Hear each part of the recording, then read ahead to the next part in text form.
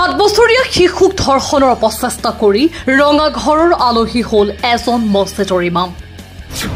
দবকাত যোৱাকালি সংঘটিত হৈছে এক জঘন্য ঘৃণনীয় ঘটনা। দবকা আৰক্ষী থানাৰ অন্তৰ্গত এখন গাঁৱৰ এগৰাকী 7 বছৰীয়া শিশুক ধৰ্ষণৰ অপচেষ্টা চলোৱা অভিযোগ গাঁওখনৰ মছজিদৰ ইমামৰ বিৰুদ্ধে। শিশুটিয়ে কোনোমতে লম্পট ইমামৰ কবলৰ পৰা মুক্ত হৈ দৌৰি নিজ গৃহলৈ গৈ পিতৃ মাতৃক কান্দি কান্দি অৱগত কৰে সম্পূৰ্ণ ঘটনা। পিতৃ মাতৃয়ে ততাতৈয়াকৈ সমগ্ৰ বিষয়টো গয়া ৰাইজক অৱগত কৰে। লগতে গয়া ৰাইজে ইমামগৰাকীক ধৰি দবকা আৰক্ষী থানাত খবৰ দিয়ে। খবৰ পোৱাৰ মাত্ৰকে ঘটনাস্থলীত উপস্থিত হয় দবকা আৰক্ষী।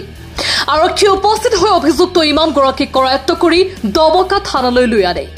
ধৃত ইমামজনৰ নাম হ'ল আলী আহমেদ। দবকা আৰক্ষীয়ে এই সন্দৰ্ভত এটি গোচৰ পঞ্জীয়ন কৰি লম্পট ইমাম আলী আহমেদক সোধপোছ অব্যাহত ৰাখিছে। ক'ব লাগিব যে যি সময়ত শিশুৰ প্ৰতি সুৰক্ষাৰ দায়িত্ব বৃদ্ধি কৰিছে চৰকাৰে, শিশু শ্ৰমিকসকলৰ লগতে একাংশ শিশুক নিৰাপত্তা দিবৰ কাৰণে সুখী আইন আনিছে, তেনে সময়ত দেখা গৈছে যে দবকাৰ ভিতৰুৱা এখন অঞ্চলৰ এগৰাকী কাঠমোল্লা বুলি ক'ব পাৰি, এক ধৰণৰ মৌলবীৰ পোছাকধাৰী এগৰাকী ব্যক্তিয়ে 7 বছৰীয়া এগৰাকী কৰিছে বা শ্লীলতা হানি কৰিছে। ইয়াক আমি ধিক্কাৰ জনাইছোঁ জাতীয় সংগ্ৰামী সেনা অসমৰ ফালৰ পৰা। আমি ইমামসকলৰ লগতে মৌলবী সমাজক আমি আহ্বান জনাইছোঁ যে আপোনালোকে এই ধৰণৰ ব্যক্তিসকলক আপোনালোকৰ সমাজ ব্যৱস্থাৰ পৰা আপোনালোকে আঁতৰাই ৰাখক।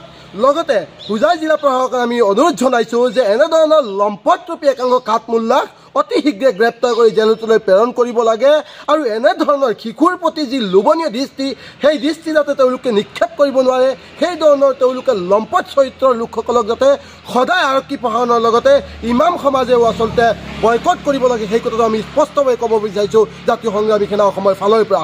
লগতে ক'ব বিচাৰিছোঁ যি সময়ত শিশুসকলক একমাত্ৰ নিৰাপত্তাৰ স্থান হিচাপে মুক্তাসমূহত দিয়া হয়, তেনে সময়ত যদি একামৰ লম্পটৰূপী কাঠমোল্লাই আচলতে এনেধৰণৰ কুকাৰ্য কৰে, তেতিয়াহ'লে কোনো পধ্যেই মানি লোৱা নহ'ব।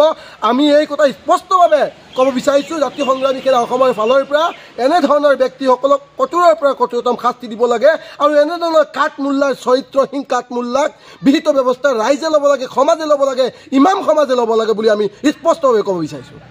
News desk report, Suhana live.